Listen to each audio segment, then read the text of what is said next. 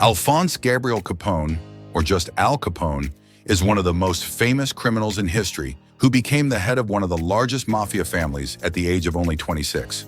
The family had more than 1,000 members, and Capone was involved in all kinds of activities related to alcohol, women, and gambling.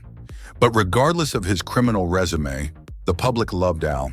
He was seen in the company of politicians, businessmen, and movie stars, and he claimed to be a businessman who gives people what they need. In addition to alcohol, he also provided them with food, which earned him the gratitude of many people during the Great Depression. After the collapse of the economy, when millions of people ended up starving on the streets, soup kitchens began to spring up across America, and one of the first belonged to Al Capone. In mid-November 1930 in Chicago, more than half of the citizens were out of work, and Capone opened the doors to cold and desperate people without too much fanfare. He posted the sign "Soup, Coffee, and Donuts for the Unemployed" on the door and attracted 2,200 people a day.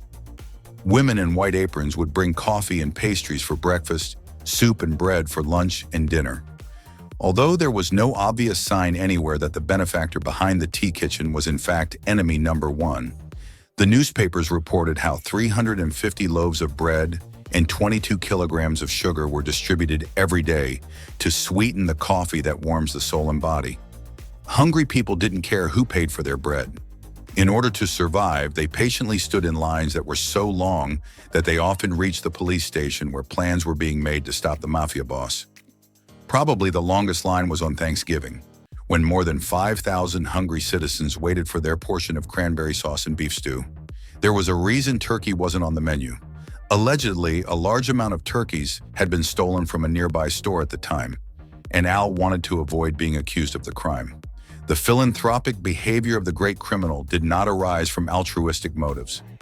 Al knew that by helping the poor in a time of dark crisis, he would score points with the public and at least wash himself a little after the Valentine's Day massacre of 1929. The bloody operation was planned to eliminate rival gang boss George "Bugs" Moran, who was distributing illegal alcohol.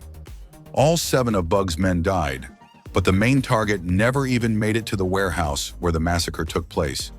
Capone's kitchen was abruptly closed in April 1932 under the pretext that there was no longer a need to help because the economic situation was improving.